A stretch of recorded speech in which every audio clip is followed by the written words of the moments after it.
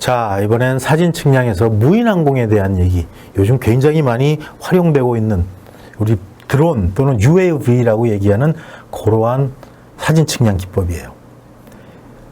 사실 이 분야는 우리 쪽에서 언급이 된 게 그렇게 오래되지 않았어요. 그 다음에 불과 한 2, 3년 전부터 확 불이 붙듯이 이제 일어난 분야이기도 하는데, 문제는 그러면서도 시험에 확 불이 붙게 나오는 부분이기도 해요. 굉장히 중요한 이슈로 다뤄야 될 거고, 그래서 아마 제 책에도 초창기 2010년, 2013년에 만든 책은 이 내용이 빠져 있는데 2017년에 다시 개정 3판 낸 거에는 이 내용이 들어가 있습니다. 그만큼 활용도가 무척 높고요. 시험에 출제되는 비중도 무지하게 높고 또 빈도수도 많다. 시험에 나올 가능성이 무지무지하게 높은 파트다. 요거 꼭 기억하시고 조금 더 정신을 집중해서 한번 같이 파악해 보도록 하죠. 무인항공 사진 측량입니다.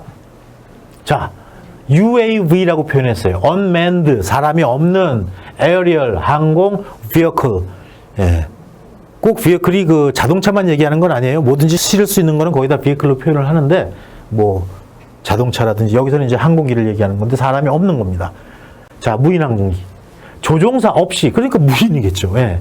무선 전파의 유도에 의해서 비행이나 또는 조정이 가능한 비행기나 또는 헬리콥터 모양의 비행체를 우리가 UAV라고 얘기해요. 초창기에 이거는 전쟁 목적으로 많이 사용됐죠.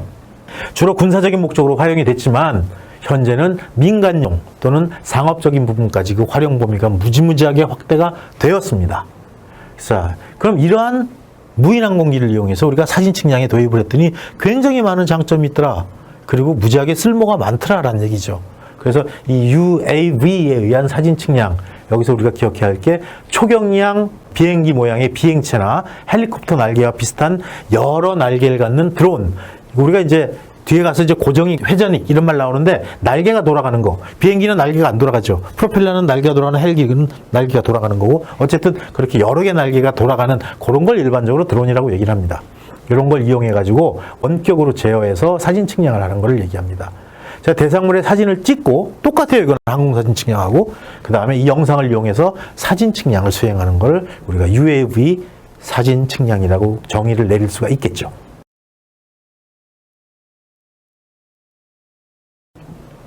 자, 어떤 장점이 있길래 그렇게 확 불이 붙어서 사용되고 있나요?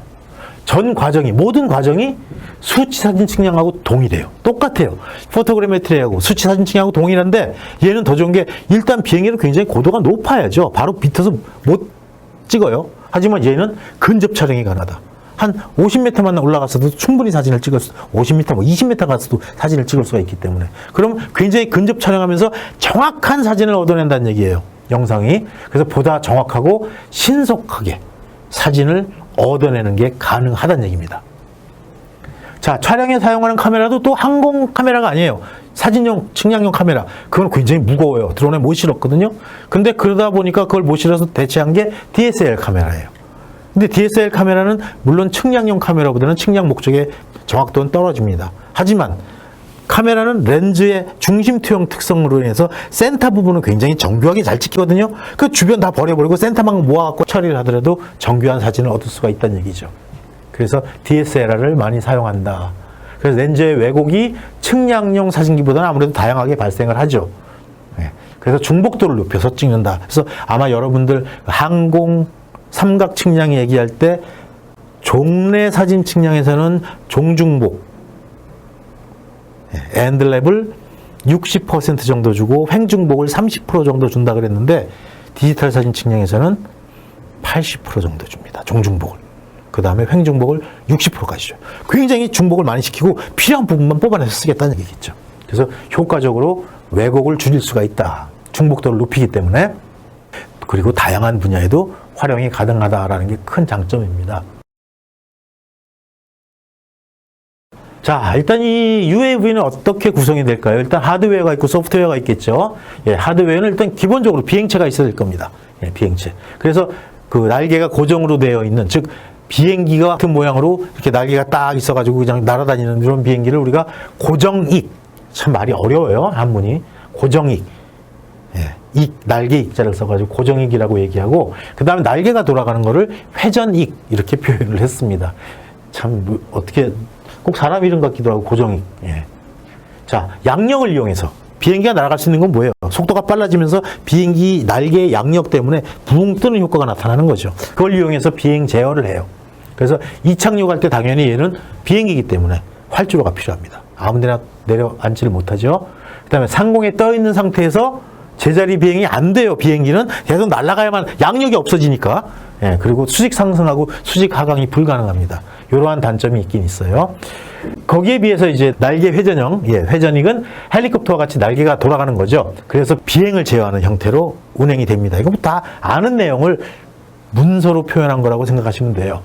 자, 회전하는 날개로 비행에 필요한 양력을 얻어내겠죠. 전부를 얻어내거나 또는 뒤에 로터까지 해서 일부를 얻어갖고 로터하고 둘이 같이 얻어내거나 이렇게 해서 날아다닐 수 있는 그런 형태입니다. 일반적으로 우리가 이제 날개 회전형 하면은 회전익 하면은 헬리콥터를 얘기합니다. 헬리콥터 같은 것들. 그래서 무인 비행체인 드론, 그 다음에 멀티콥터라는 거는 이제 뒤에서 그 종류가 나오는데 날개가 4개면 쿼드콥터, 날개 6개면은 헥사콥터, 8개면 옥타콥터 뭐 이런 식으로 이름을 붙여요. 그래서 이러한 멀티콥터, 날개가 단순히 2개가 아니라 여러 개의 날개가 같이 나오는, 그래야 양력이 커지니까 이러한 형태로 발전을 하게 됩니다. 또 로터도 양력을 얻을 수가 있기 때문에 활주로 없이 수직 이착륙이 가능하다는 게 가장 큰 특징이죠. 어떤 UAV 같은 경우는 이제 이륙시킬 때 이렇게 던져서 이륙시키는 게 있어요. 그 다음에 착륙시킬 때는 아무데나 꼬라박고 떨어지고. 활주로가 없는 경우에. 근데 이제 대부분 본체는 스티로폼으로 만들기 때문에 뭐 쿠션이 있긴 한데 그래도 별로 그렇게 큰 충격이 있으면 좋을 것 같지는 않나요?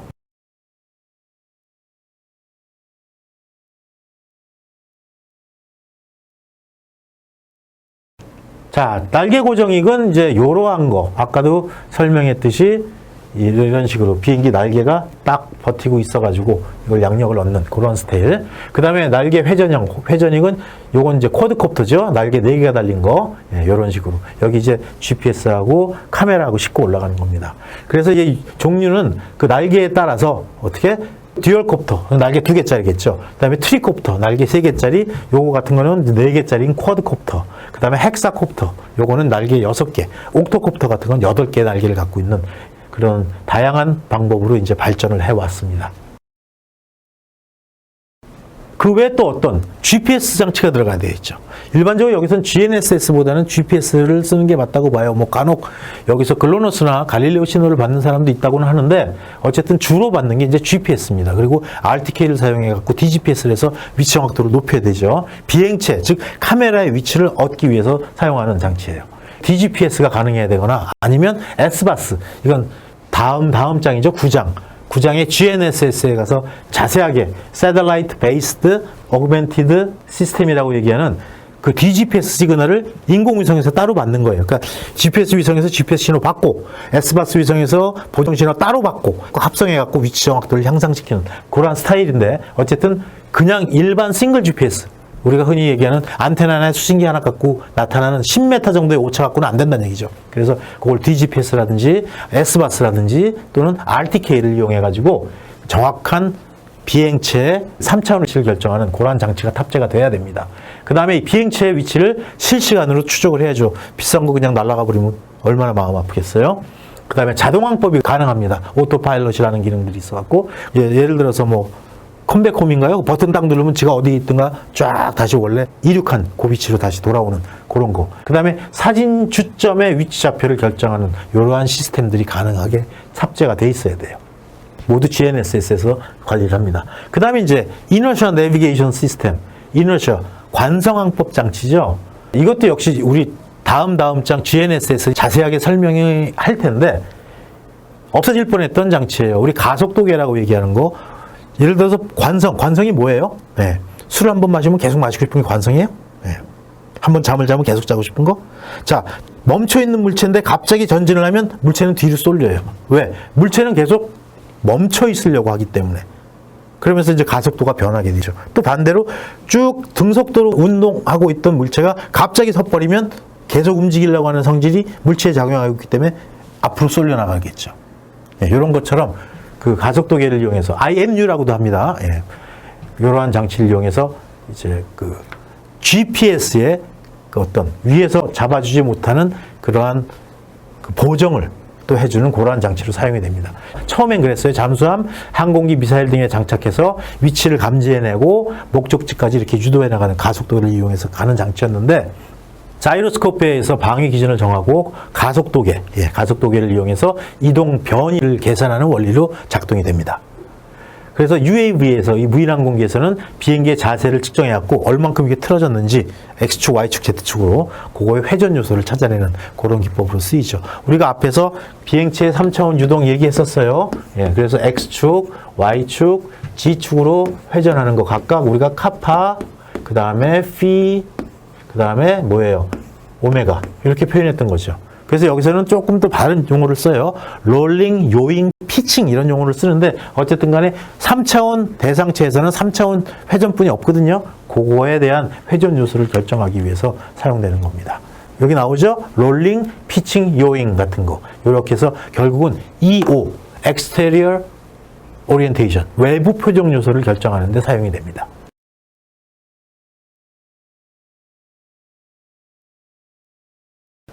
자, 그 다음엔 또 뭐 사진기, 일반 아까 DSLR 카메라를 사용한다고 얘기를 했죠. 그래서 보정 개수가 있거나 아니면 보정이 된 그런 카메라를 이용해야 정확한 사진을 찍을 수가 있습니다. 일반 DSLR은 사진 측량용 카메라에 비해서 굉장히 값이 싸거든요. 그래서 시스템 구성비를 절감할 수가 있다. 대신 이제 항공 사진용 카메라에 비해서는 왜곡이 클 수밖에 없겠죠.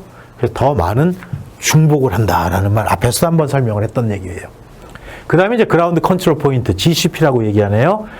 미리 대상 지역에 지상에다가 박아 놓는 점이에요. 아니면 원래 있는 점에다가 표시를 해 놓거나, 아니면 대부분 한 점을 이렇게 GPS로 내려와 가지고 XYZ 잡은 다음에 대공 표지를 만들어 놓고 사용하기도 합니다. 앞에서 했던 사진 측량 내용하고 똑같은 거예요, 지금. 미리 대상 지역에 지상에 설치하고 기존에 그라운드 컨트롤 포인트, 지상 기준점들을 이용하거나 아니면 지금 설명한 것처럼 GPS 측량을 해가지고 내려서 새로운 점을 만들어서 사진상에서 사진을 찍었을 때 잘 보이도록 하는, 그렇게 해서 좌표를 미리 얻어 놓는 거죠. 그래야 사진을 찍었을 때 그 기준점에 대해서 모든 영상들을 재배열을 할 수가 있을 테니까요. 그래야만 지상에 절대 좌표를 얻어낼 수 있으니까요. 자, 그 다음에 이제 소프트웨어예요. 촬영된 대상지의 사진을 정사투영하는 거 굉장히 중요하다고 그랬습니다. 정사투영에 대한 얘기를 따로 했었어요. 그 다음에 우리가 편의수정에 대한 얘기도 있죠. 다 같이 이제 엮여야 돼요. 이쯤 오면 우리 거의 사진 측량 마지막 단계로 들어가고 있습니다. 인근 사진과 중첩해서 전체 모자이크를 만들어서 전체 대상지의 영상을 만들어내죠. 그 다음에 이제 포토스캔 같은 굉장히 좋은 러시아 프로그램입니다. 수치 사진 측량 전용 프로그램을 이용해요. 이 외에도 여러 가지 프로그램이 있는데 제가 직접 써본 프로그램은 이제 포토스캔이라는 프로그램이에요. 그래서 요거 가지고 빠르고 정확하게 대상의 3차원 모델링, 현대 측량에서 얻어내려고 하는 게 3차원 모델링 아니에요. 3D 모델링. 현대 측량의 목적은 지도 제작도 있지만 그것도 그냥 지도가 아니라 수치 지도도 있지만 그거에 더 어드밴스드하게 한 걸음 더 나가서 뭐 3차원 모델링까지 수행한다. 여러 번 제가 강조했던 내용이에요. 굉장히 많이 강조했던 내용이에요. 왜 측량을 하느냐? 거기서부터 이제 모든 의문점이 시작이 되는 겁니다. 해결도 되는 거고. 그래서 이러한 프로그램을 활용해서 정사투영도 하고, 그렇죠? 그래서 영상 만들어내고 3차원 모델링까지도 컴퓨터가 알아서 자동으로 돌아가요. 우리는 필요한 외부 표정 요소하고 각각의 기준점들의 좌표만 넣어주고 카메라에서 찍은 사진을 쫙 넣어주면 자기가 알아서 프로세싱을 합니다. 그래서 대상지에 DSM, 왜 DEM이 아니에요? 이거는 이미 앞에서 설명했기 때문에 이제 까놓고 얘기합니다. DEM은 땅, 바닥, 땅이죠, 땅. 근데 위에 나무가 있거나 뭐 비닐하우스가 있으면 안 찍힌단 말이에요, 사진은. 그래서 우리는 사진 측량에서 얻어낼 수 있는 건 DSM 뿐이 없어요. 그래서 DEM은 앞에서 설명드린 게 우리 다음 장인가요?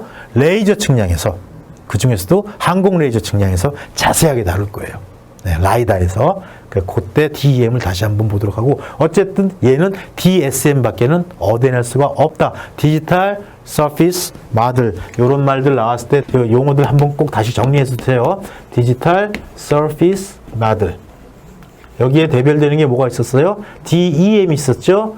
디지털 엘리베이션 마들. 그 다음에 얘들의 조상격이 뭐가 있다고요? DTM이 있었다고 앞에서 언급을 한 적이 있습니다. 디지털 터레인. 요 상관관계를 잘 기억해 두시면 도움 될 거예요. 자, DSM을 생성한다. 자, 그래서 이제 그 소프트웨어를 하나를 그걸 작업한 거를 이렇게 프로시저를 보여드리면 이 컴퓨터 프로그램에다가 사진을 쫙 입력하고 그 다음에 지상 기준점, 그 다음에 외부 표정 요소 EO라고 표현했어요. 이런 것들을 만들면 이게 드론이 지나가면서 사진을 찍은 그 궤적들을 다 이렇게 찾아줘요. 그래서 전체 모자이크가 되는 지역을 사진 합성을 할 수가 있는 굉장히 탁월한 소프트웨어 중에 하나입니다. 물론 이거는 이용하는 사람에 따라서 영화를 제작하는 사람들도 이용하는 걸 본 적이 있어요. 어쨌든 간에 이 아지소프트라는 회사의 포토스캔이라는 프로그램이에요.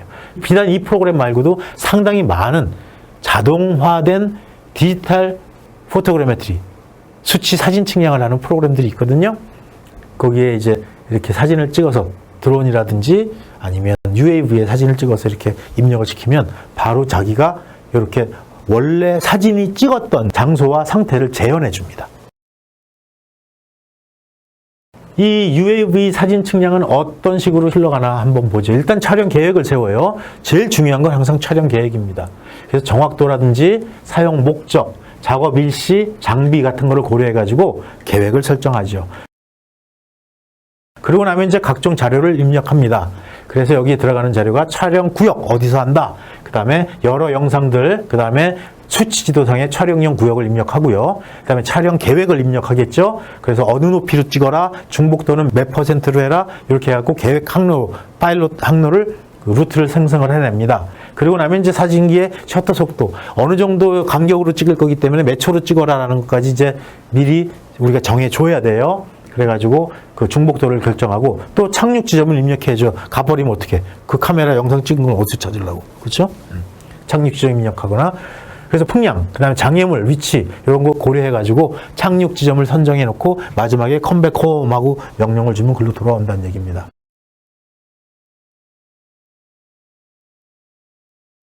자, 그러고 나서 이제 사진을 찍습니다. 그래서 이륙용 장비가 있을 때는 뭐 활주로라든지 아니면 던져서 올리든지 아니면 수동으로 이륙하든지 그렇게 가는 경우가 있고요. 그 다음에 자동 비행, 그리고 촬영을 하죠. 난 여기서 모니터만 하고 있으면 돼요. 그 다음에 거기서 이제 계획 항로를 자동으로 가도록 하고 사진기도 자동으로 이제 몇 초에 하나씩 셔터 스피드를 얼마로 해서 노출 간격 얼마로 해서 찍도록 이제 조정을 해줍니다. 그리고 자동이나 수동으로 착륙을 시키는 거죠.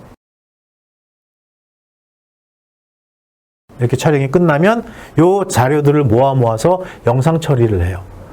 그래가지고 Direct Georeferencing, 이제 지상 좌표화죠. 요걸 통해 가지고 실시간으로 지형 좌표들을 등록을 하고 그다음에 정사 영상을 만들어야죠. 제일 중요한 거예요. Rectification. 그래서 자동으로 하거나 이제 편의성 같은 것도 여기서 이제 이루어질 거예요. 자동으로 하거나 또는 반자동으로 해갖고 필요한 경우 우리가 계속 입력하면서 인풋 데이터 넣어가면서 수정하는 경우도 있고요. 정사 영상을 만들고 나면 이제 결국 우리가 얻고자 하는 건 3차원 모델링이잖아요. 3차원 모델링. DSM을 얻어낼 수가 있다는 얘기입니다. 그럼 이걸 가지고 우리가 원하는 도면으로 만들어서 출력하는 그런 단계로 연결이 되죠. 이게 UAV 사진 측량 공정이에요. 거의 그 일반 수치 사진 측량하고 동일합니다.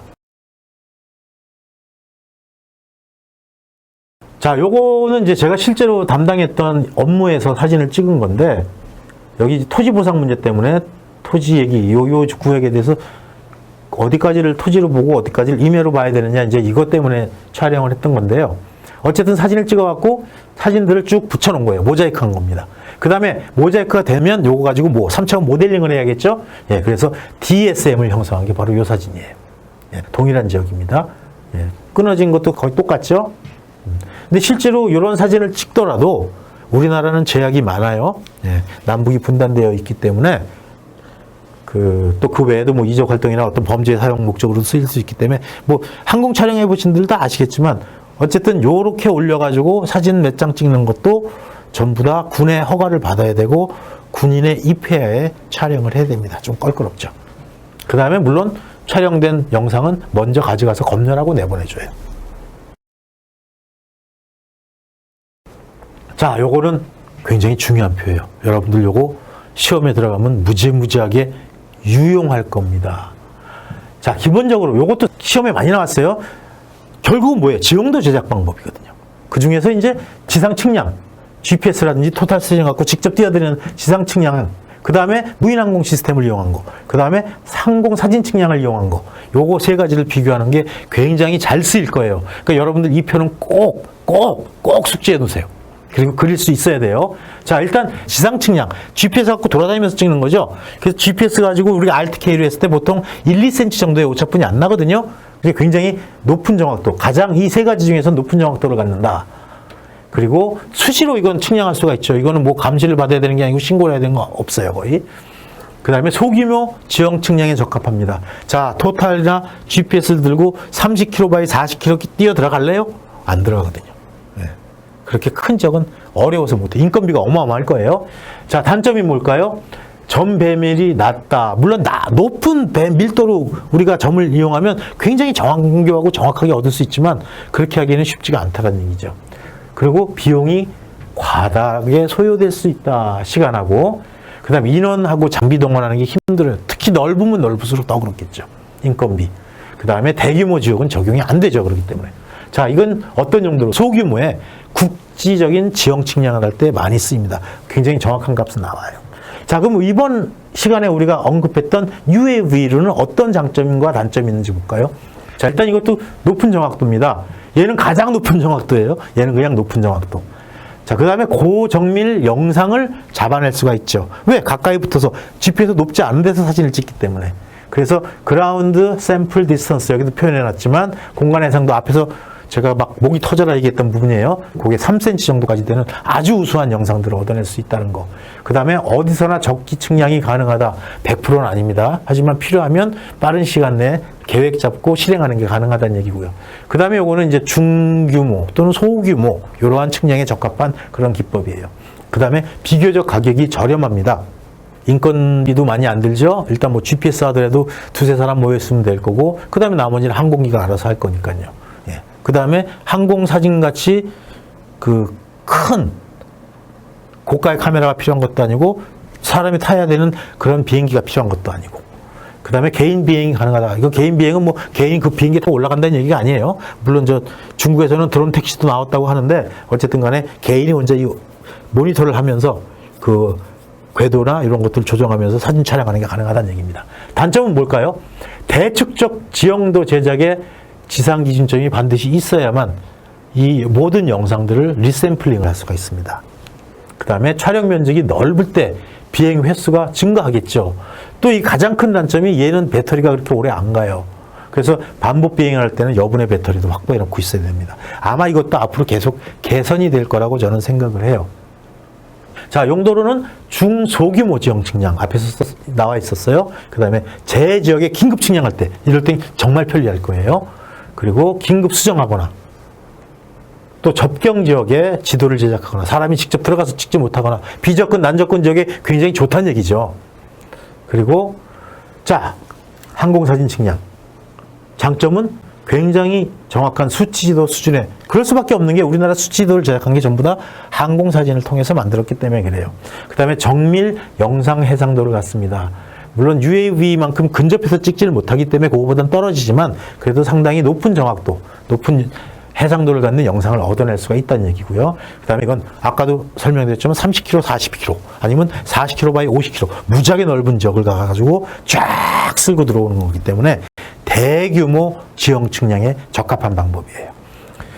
그 다음에 이거는 이제 아무나 못 띄우죠. 실제 이 비행기는 기상 조건에 영향도 많이 받고 그렇다고 얘가 이 UAV의 기상 조건에 영향을 전혀 안 받는 건 아니에요. 하지만 얘보단 덜 받는다는 얘기고 그다음에 비행허가 같은 게 필요하고요. 그래서 꼭 이때 해야 된다 해서 놓치는 경우도 있을 수가 있어요. 소규모 지역에서 이거 했다가 난리 난다 그랬습니다. 비경제적이에요 오히려. 그 다음에 장비가 무지 비싸죠. 비행기도 비싸요. 개인 비행하고 촬영이 안 됩니다. 얘는 대규모 지형 측량에 적합한 기법이에요. 그 다음에 국가기본도를 제작할 때 국가기본도 기억나요? 나왔을 때 다시 한번 정리하죠. 국가기본도 다른 말로 뭐 꼭 동의어들 챙겨두세요. 국토기본도 키워드만 기억하면 된다 그랬어요. 이건 영어로 내셔널 베이스 맵이라고 표현했던 거고 뭐예요? 전국을 동일 축척과 동일 정확도로 제작한 뭐 지형도 이게 국가기본도입니다.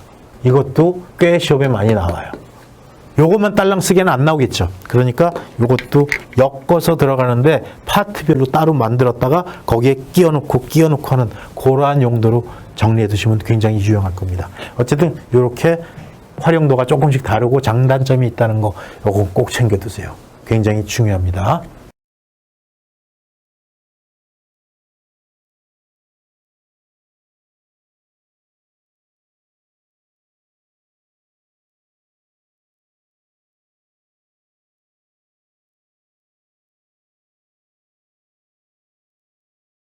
자, 그럼 지형도 제작했을 때 어떤 효과가 나타날까요?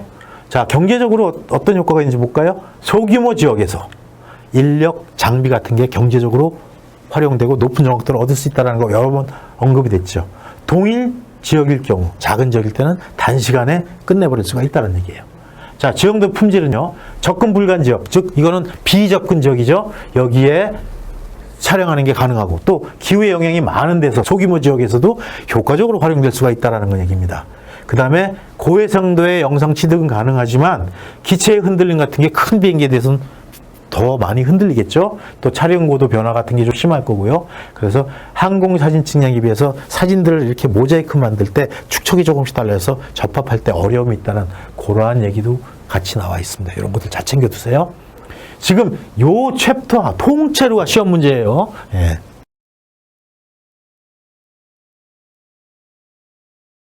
자, 맨 마지막에 거론될 게 활용 분야죠. 그래서 현황 측량에서도 많이 쓰입니다. 그래서 난접근 지역의 현황 측량, 실제 지형과 정사 영상을 중첩해서 성과를 결정하는 데 많이 쓰고요. 이렇게 난접근 지역의 현황 측량 같은데, 그 다음에 국공위주의 현황 측량 같은 거, 지적도와 정사 영상을 중첩해가지고 성과를 결정할 때 활용하기도 해요. 그 다음에 또 문화재 관측에서도 이걸 많이 활용할 수가 있겠네요. 문화재 현장 조사라든지, 그 다음에 홍보 콘텐츠라든지 이런 거 만들 때도 굉장히 활용도가 높아요. 예, 홍보 영상 만들 때도 참 좋죠. 예, UAV 영상 쉽게 자료를 얻어낼 수 있으니까. 그 다음에 또 국토 이용 현황 조사에도 상당히 많이 쓰여요. 예, 토지 이용이라든지 국토개발, 각종 시설물의 계획 관리에서도 활용도가 높습니다. 그리고 토지 보상 업무, 지적공사에서도 이제 LX 공사라 그러나요? 이런 걸 많이 쓰죠. 그래서 지작물 조사에서 묘지다 이럴 때 어떻게 보상을 해야 할까? 요걸 분석하는데도 UAV 영상들은 굉장히 많이 활용이 될 수 있어요. 그 다음에 정책 결정 자료로도 활용이 됩니다. 그래서 이제 접선 도로를 계획하거나 현황 도로를 만들 때 또는 현황을 분석할 때 요 빨리빨리 요 사진을 찍어 갖고 와서 분석하면 굉장히 유용하게 항공 사진이 제작돼 가지고 만들어진 다음에 인화는 안 하지만 찍어져서 지도로 만들 때까지 얼마나 많은 시간이 걸려요. 하지만 UAV는 그게 굉장히 빨리 이루어질 수 있다는 얘기죠. 그것도 거의 전자동으로. 건축물이나 지작물 조사 이렇게 그 사용 현황을 확인하는 데도 굉장히 많이 쓰입니다. 실제로 사진을 찍어갖고 농지라고 신청해놓고 농사 안 짓는 사람들 실제로 농사를 짓는지 안 짓는지 띄워가지고 사진 찍어보면 금방 판단할 수가 있다는 얘기죠. 그래서 지작물 조사를 활용한 토지 보상 또는 토지 감정 평가 이런 데도 활용이 될 수가 있다는 얘기입니다. 그리고 또 시설물 모니터링에서도 많이 쓰이죠. 주로 이제 수자원 쪽에서 이런 부분을 많이 쓰는데 댐 모니터링 같은 거. 그 댐 모니터링, 댐에 뭐 부유물질이 어떻게 되거나 뭐 이제 이런 것들 아니면 물의 높낮이라든지 요거 볼 때도 많이 활용이 될 수 있는 게 바로 UAV예요. 그 다음에 수자원을 모니터링 할 때 녹조 관리라든지 오염원, 그 다음에 오염원의 유입 경로 이런 거를 모니터링 할 때도 상당히 활용도가 높은 그러한 분야입니다. 또 뭐가 있어요? 농업통계조사 같은 거. 그 통계청의 면적 자료, 또 지적도, 그 다음에 UA까지 요걸 비교해가지고 정확히 면적이 맞는지 아니면 어떤 특수한 목적에 부합되는지 요거를 비교할 때도 굉장히 활용이 많이 됩니다. 그래서 경작지를 비교해가지고 농업통계를 뽑아볼 수도 있죠. 이런 식으로 경작지하고 휴경지를 파악해서 아 이번에는 예산 수확량이 금년 가을에는 얼마 정도 되겠구나라는 것을 판단할 수도 있다는 얘기예요. 이제 그 외에 안전관리를 위한 붕괴 위험 급경사지의 모니터링, 산사태 지역 이런 거 시험 문제 나오면 바로 얘하고 연결되기가 굉장히 좋아요. 산사태 지역의 지형도 제작의 방법에 대해서 논하라. 또는 집중호우 지역의 뭐 지형도 제작 방법에 대해서 논하라. 그럼 UAV가 들어가는 게 굉장히 월등한 탁월한 효과가 있는 거죠.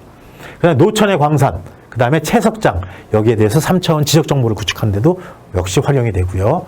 또 해안 침식 모니터링, 얼만큼 해안을 잡고 바다가 먹고 들어오는지 요거를 모니터링 하는데도 많이 쓰일 수가 있습니다.